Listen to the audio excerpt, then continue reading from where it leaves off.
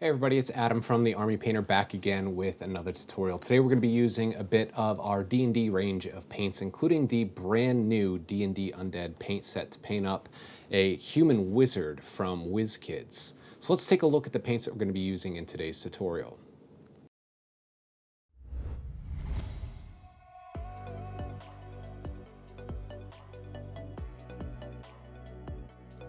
Now that you grabbed all the paints that you're going to need in today's tutorial, grab yourself some clean rinsing water, your favorite brush, and a wet palette. I sure do love to use mine, and let's get started. Let's start by applying just a little bit of fair skin from the D&D range to my wet palette here. Take a little bit of water, and I'm just going to thin that down just a little bit here, not too much. I'm going to begin by applying one base coat of this fair skin to all of the flesh on our wizard here. Very simply, just nice smooth coat. I'm going to come back and apply just a second smooth coat just so I don't obscure any of the detail on the model. Don't worry if you get any of this paint on other areas of the model, because we will come back and clean them up later at later stages of the tutorial as we begin to base coat the rest of the model. Don't forget your wizard's face here. And if you'd like to, you can go ahead and base in the beard and his hair as well, just to define those areas for when we come in later with another color. Now that our fair skin has had some time to dry, we're going to go ahead and apply a wash to all of the flesh on the model. Now, a wash helps to bring out the detail because the way it's formulated is that the pigments will work their way into the recesses, as you can see on the face of this wizard. You can see that pigment work its way underneath the brow and inside the sockets of the eyes. It's a very simple way of adding depth and shading to your model. So very simply just going to apply this to all of the areas that we've previously painted in fair skin. Now that wash has had time to dry, we're going to go back and we're going to reapply our base tone of fair skin, and we're going to leave the wash in the recesses on the model. These fingers here is a really good example of that. You want to leave that wash in the recesses and create the illusion of even more three-dimensionality on the model. So I'm just applying a very thin application of that fair skin to these areas on the model and reestablish that base tone. On areas like here on the face, I'm going to focus this on the brow here and underneath his eye sockets on his cheeks, very simply. And you can feather that in a little bit, just like so. You want to catch that ear there, just to blend it into that washed down version. I've taken a little bit of bleached skull and fair skin. I've mixed them together just to pick out an extreme highlight like so. I'm just going to focus this on the most extreme areas, just a little bit on his cheek, on the bridge of his eyebrow there, the tip of his ear, and then the tips of the knuckles on his hand. I'm just going to take a little bit of some Quickshade purple tone from the Army Painter's Quickshade range. I'm just going to apply this to the sockets of the eyes and the under parts of the features on his face, like so. Adding a little bit of this purple tone actually gives a realistic look. You know, it might seem a little counterproductive at first. Why are you putting purple on flesh tones? Well, we do have a bit of blue and our skin tones, especially if you're fair-skinned like this wizard or like I am, and it tends to show through a little bit, so adding this little bit of purple really gives a nice realistic effect. So I'm not applying this like I would a normal wash. I'm applying it more like a glaze, and I'm gonna apply this around the tips of his hairline here and the sides of his forehead to give a nice realistic skin tone effect. Next, I'm going to begin basing in all of the areas that I want to be gray, and I'm using Underdark Gray from the Underdark Paint Set at first to base in the beard here. Careful not to get this on any of the skin tones that we've previously painted. I'm also going to use this to base in the rock on his feet here. I've mixed a little bit of orc skin in with that Underdark Gray, and I'm just going to apply this almost like a pre-highlight here. And this is going to help to nice and simply kind of blend these areas in, just like so. And I'm just focusing this on the uppermost areas of his beard here, and the same with the hair on the back of our wizard. Then I'll add just a little bit more of that orc skin into that mixture, and I'm just going to apply the same technique, just focusing a little bit higher up. Make sure you get his little mustache there, and you're going to want to follow some of these beard hairs down. If you do feel like you've done it a little bit too much, you've overdone it a little bit, you can always go back and blend them in a little bit. We're going to treat this as our highlight because we're just going to apply a wash. This is really, really detailed. So we're going to treat this like a highlight, and then we'll come back and wash it to pick out those details later. Now that we've applied those highlights, I'm just going to take a slightly thinned down application of shadow wash, and I'm going to apply this over the top of his beard and the rock paver. And this is just going to help pick out some of those details. I'm going to go back and add a little bit more water to that wash. And you can see that the wash has darkened it down just a little bit, and it's helping to find those striations in the beard hair and the hair around the back. And then I'm just going to apply an all-over wash to this rock that he's standing on the base. With the wash dried, I'm going back to our Underdark Gray, and I'm just going to reestablish some of the highlights on the base, just very simply, just picking out some of the raised areas and leaving the wash inside of the crevices on this giant rock that he's standing on top of. Then with a bit of dungeon stone, I'm just going to pick out the most raised areas on the rock here, the hard edges, just to make it a little bit more pronounced and a little bit more defined. Now with just a touch of orc skin, I'm just going to go ahead and find those hard edges, and I'm just going to trace some little jaggedy lines around the rock that he's standing on here. You don't have to be too uniform or too precise here.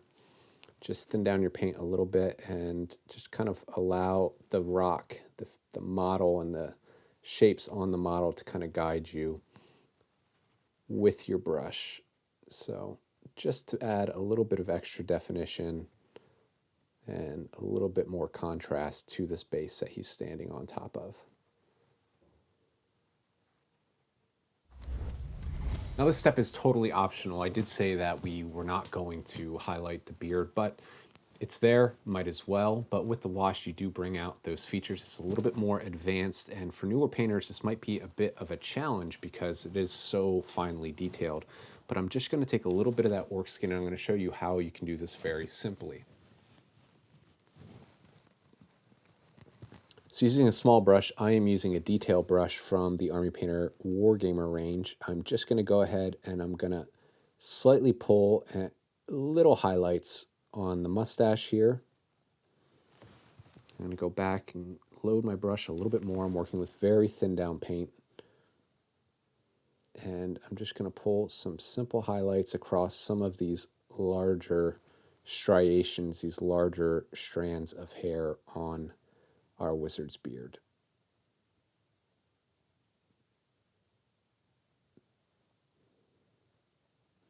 Take your time here. You can see that I'm only focusing this just on the upper portion of the beard. I might apply a couple little dots at the bottom of the beard, but the light's not going to catch that quite as much. So just focus these on the top and you should be good to go. Now that we're finished with the face, the hands, and the beard on our wizard, I'm going to go ahead and start basing in all of the robes that he has, starting with the robes that I want to be purple. So that's going to include the undershirt and this outer skirt here. And for that, I'm going to be using Farazer's Purple from the D&D Undead Paint Set. Now, I've applied some of this to my wet palette.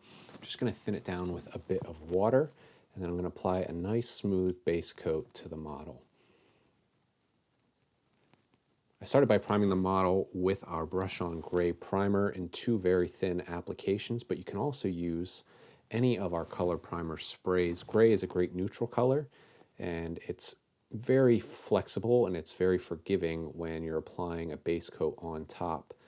If you were to start with black, it would take a couple more thin coats of your base tones, and that's okay, whatever you're most comfortable with. But I like using gray for a lot of these individual models. If I'm painting an entire army, for example, more than likely I'm going to use our color primer spray for that because I can get more of my model done at once.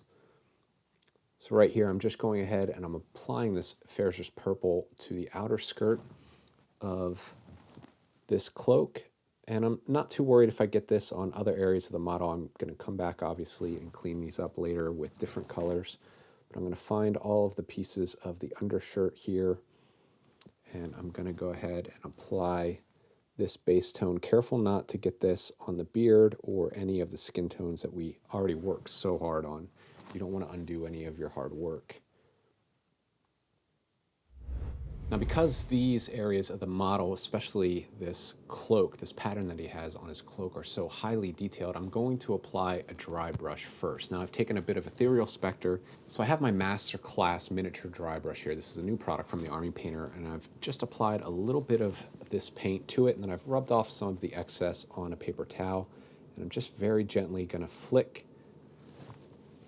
this brush, the bristles of this brush, over the raised areas like so, and you can see how it just very simply picks out the details. With our dry brush applied, I'm going to go ahead and apply a wash. I'm going back to our Quickshade purple tone. Now you could use shadow wash, or you could even use brown wash from the D&D range, but I really like the way that this purple tone works on top of purple colors, especially here on this cloak. And you can see how it's darkening down the recesses of this model and making that dry brush and those details really pop. Now, I don't know about you, but these patterns on his skirt here are a little bit intimidating. So what I'm going to do is I'm going to apply a second wash, this time a little bit more focused. Now you can see I started to on here, and I'm just applying this wash around the outer edges, leaving that big bulbous area where his knee or thigh is poking out untouched with this second application. It gives the illusion that the light is highlighting this area even though we're just applying a second shadow. It's almost like a reverse highlight here. And I'm going to show you how I do this technique on this side. So I'm just going to apply this wash around the outer edges like so. I'm going to follow along any of the details that run along this pattern, like there, this little piece hanging off of his belt. But I'm leaving this area, this raised area, alone. That way I'm just darkening down the wash in the more shadowed areas on the model. I will go ahead and apply a second coat to the cloth and his upper shirt here. And you can keep doing this until you're happy. If you'd like to go back and apply even a third coat just to darken it down even more, by all means. Well, this part's not 100% necessary. Again, we're moving on to more advanced techniques. You can see I started on this piece, this little part of the leg here, by applying a highlight of our Ethereal Spectre. I'm going to showcase that here on this side. So what I'm doing is I'm finding kind of that highlight, that double application of the wash left us, and I'm just going to find the most raised areas where that light is catching, and it's just going to be in these little corners here of this skirt, of this pattern that he has here. And I'm just going to apply this in a very simple but very careful, I've thinned down this paint, very careful application just to those raised areas to reinforce that effect that we were going for with that double application of the wash, that more focused wash where we're almost glazing into the lower areas on the model. If you overdo it here, don't worry, you could always go back to that wash and then just reinforce those shadows a little bit. But if you're careful here and you take your time, this should be pretty simple. maybe not as intimidating at first glance, but you don't learn unless you try, right? And that's all that painting is trying these new techniques and pushing the boundaries a little bit. So I'm going to continue on. So just going to continue on and find the areas on the other leg that I started and just go back to it and reinforce some of those highlights a bit. On other areas like his sleeves and his coat, he's got a couple little folds that we can take advantage of. I'm just going to pick those out. He's got a little cuff here wrapped around his wrist. Just very simply picking out those raised areas that wash, highlighted and indicated for us. Basically, it gives you a how to, this is where you want to highlight on the model. Not all the purple's done. I'm going to go ahead and paint the undercloak, and for this I'm going to be using Wraith Black. And I'm just going to apply a very simple base coat to this area on the model. You don't have to be too careful because we are going to come back and paint this little trim on the cape a little bit later. So just go ahead across the whole model. You don't want to get this on the rocky base that you've previously painted. Apply a simple thin coat and come back and paint a second thin coat once it's had time to dry. You can see I went ahead and painted in the piece of armor that he's wearing around his shoulders and neck in that Wraith Black.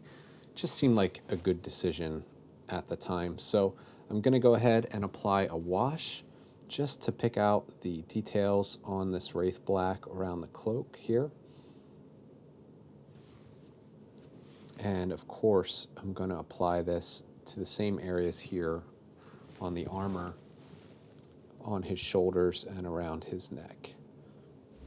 Now that our wash has had time to dry, I'm going to go back and pick out the highlights with our base tone. So I'm going back to Wraith Black, and I'm just going to paint in the raised areas to bring it back to that nice, almost navy blue black color.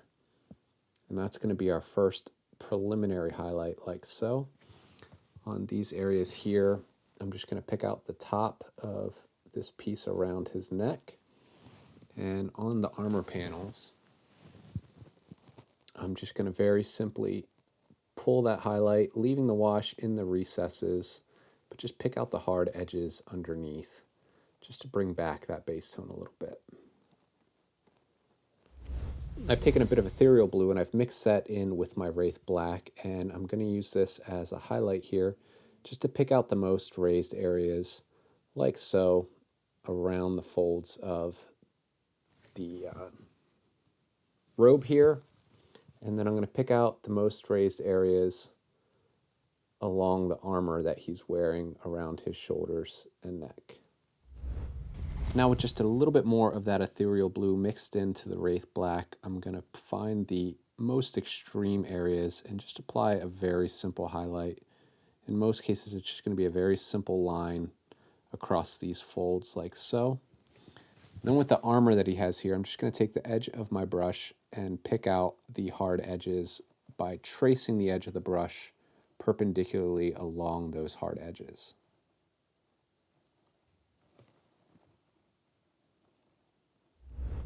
Now that we've finished all of the Wraith Black areas, the cape and the armor on our model, we're going to go ahead and paint in all of the areas that we're going to want to be brown and bone. There's a couple little details on the model. We're not going to spend a whole lot of time here because they are a little bit hidden. We're just going to apply a simple base coat, a wash, and then maybe just one highlight of the base tone to bring it back up to normal. I'm starting with a bit of bugbear brown here. I have that on my palette. I'm just going to find the areas that I want to be brown on the model, like this little sheath or scabbard to his dagger there. I'm also going to paint all of the pouches very carefully so I don't get this on any of the areas that I've previously painted in purple in this bugbear brown. There's also going to be some areas on here that you're going to want to be a little bit different, like the bony color. So there's a little piece here around the scabbard that I'm going to base in, and it looks like he has some parchment rolls hanging off of his hip. So we're going to go ahead and base those in with the skeleton bone. Don't forget, there's a little bit of cloth wrapped around his stave here. So we're going to base that in with the skeleton bone, then we'll come back and apply our bugbear brown to the rest of the shaft there. I also went ahead and applied a base coat of that bugbear brown to all of the dirty areas on the base, the areas of a little bit of rubble and soil. And I'm just going to apply a wash of our D&D Nolzur's Marvelous Pigments brown wash to these areas. Now you can go back and add a highlight if you would like to. I might just go back and pick out a couple of these areas with the base tone, but as you can see, they're all quite hidden, so I'm not too concerned with that. What I really want to make an effect with this model is his face, the armor, and of course this quilted pattern. And you'll see later in later stages the cape and also the magical effect that's emitting from his stave. That's what's really going to wow your gaming pals on your next dungeon adventure. So just go around the model, find all of the areas that you previously base coated with brown and skeleton bone, and go ahead and apply a very simple wash to those areas. Now that all the brown and the boring areas on the model are finished, we're going to get started painting in the big flowing cape on our wizard. And for that, I'm taking some Merfolk Turquoise. I love this color. And I think this is going to play really nicely with the other colors that we've used in our palette for this model. It's going to be nice and bright and vibrant, but still kind of ghoulish. I imagine that this wizard is a master of the dark arts. So I'm going to apply a little bit of water to my palette and thin down this Merfolk Turquoise and apply a nice smooth coat. I'm going to apply this in 2 thin layers because it is a broader area on the model, and we just want to apply a nice, we want to get nice, smooth, even coverage with this Merfolk Turquoise, because this is easily going to be one of the most visible portions on the model. So we want to make it look really nice. So I have some Quickshade Blue Tone and some D&D Moldy Wash on my palette here. And the reason I'm using 2 washes is I'm going for just a little bit of a different kind of effect here. I'm actually going to blend these 2 washes. I'm focusing the Quickshade Blue Tone in the top portions on the model like so. And then I'm going to go back to my palette, grab some of that moldy wash, and I'm going to apply that to the bottom. What we're getting is a nice blue-green transition effect in the middle. Makes it a little bit more spooky and just a little cool, just visually interesting. We'll apply the same technique on the back of the cape. This time I'm going to focus the moldy wash up at the top portion of the cape. Fairly heavy application here because we are going to come back and apply some highlights and dry brushes. So apply that moldy wash to the top portion of the cape, and then take your blue tone, your Quickshade Blue Tone, and just mix them together. And we get this nice blue to green transition with our wash. Now going back to our Merfolk Turquoise and our miniature dry brush, and I'm just going to start to reestablish some of those highlights and that base tone with the Merfolk Turquoise. Now, these brushes are great because you can apply a traditional dry brush where you trace the bristles across the brush like so, across the raised edges, excuse me. But you can also stipple with this brush, and it gives a nice textural element to the miniature. Now I've mixed in a little bit of ghostly vapors to that Merfolk Turquoise, and I'm going to apply another highlight, this time focusing it more on the most raised folds of the cape. Just very simply, I'm very lightly flicking the bristles of this dry brush across the raised areas, and you can see it just catches those raised areas very simply. I have a little bit of pure ghostly vapors on my palette, and I'm taking my brush here. I'm just going to pick out some of the hard areas and just reinforce that dry brush a bit. So on areas like here, we've got a nice hard edge along the cape. I'm just going to trace my brush along that edge like so to pull a very simple edge highlight.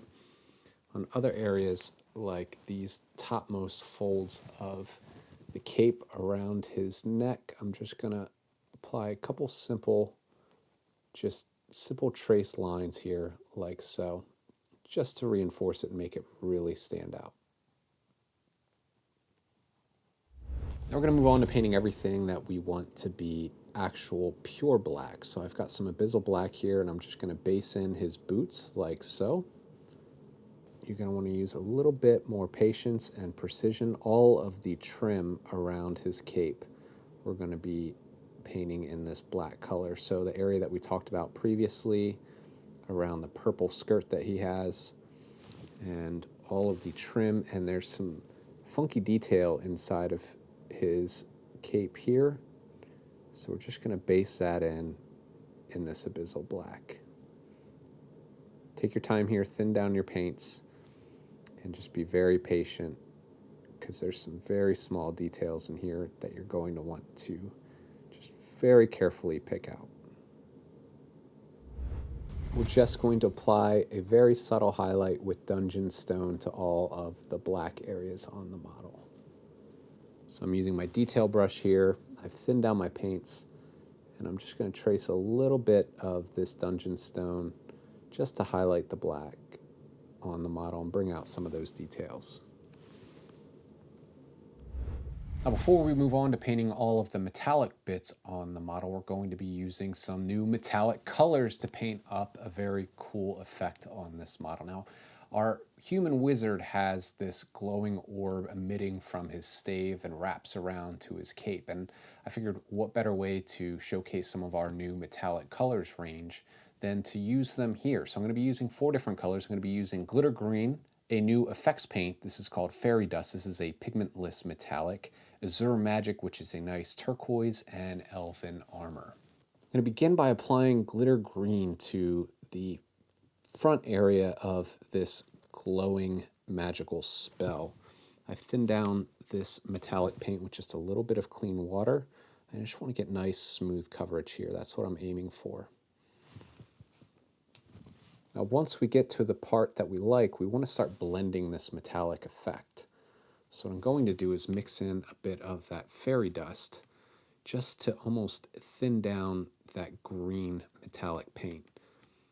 And we're almost going to treat this like a wet blend. So there you can see it's a little bit lighter here.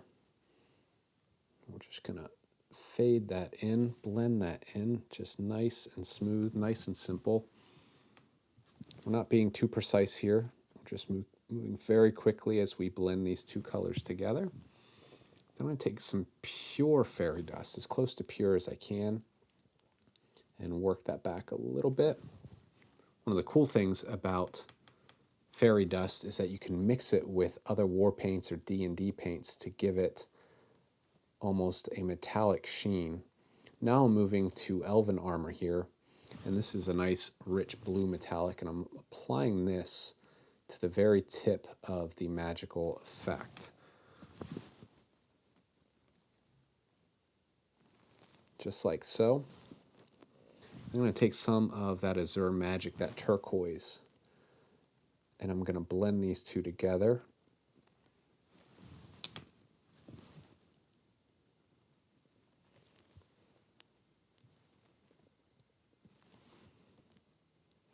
And where they meet in the middle, I'm going to take some of that fairy dust and mix it in with the Azure Magic,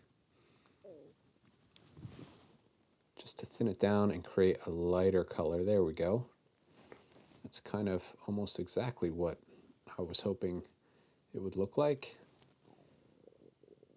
And once we get to the middle, you can mix in, again, that mixture of the glitter green and fairy dust, just to make it a nice smooth transition. Now I'm going back once again to our Quickshade purple tone. I love this color, and I'm going to apply this as the wash all over the metallic magic effect that we have going on here.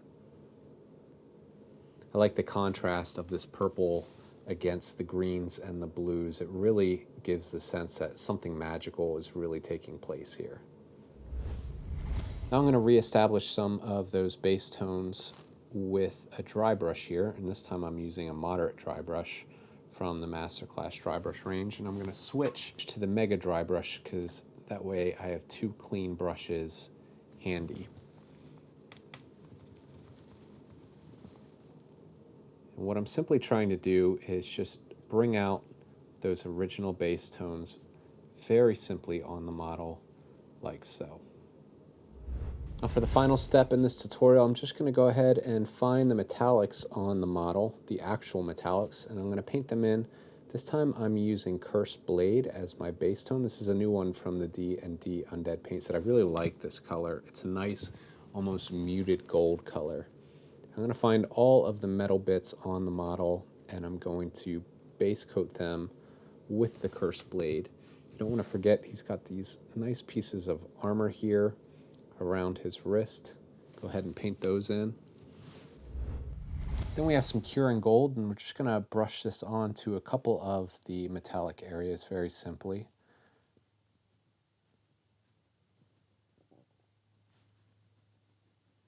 Just to brighten up some of those gold areas. And then we'll take some Mithril Silver and just pick out some of the details on those metallics. This gives a really nice burnished brass, almost burnished gold look. For the final step in this tutorial, we're just going to apply a coat of brown wash over top of these metallics, and then we'll call it a day. This is just going to help to define some of the details on the metallics, and we kind of applied a highlight. We blended in those metallics first, just to add some visual interest, keep things nice and interesting, but also simple and effective. So go ahead around the model and apply that brown wash over top of all of the metallics. When you're done here, you can go ahead and pick out the tuft of your choice from our Battlefield's Tufts range, and your wizard is ready to begin casting spells along with his dungeon party.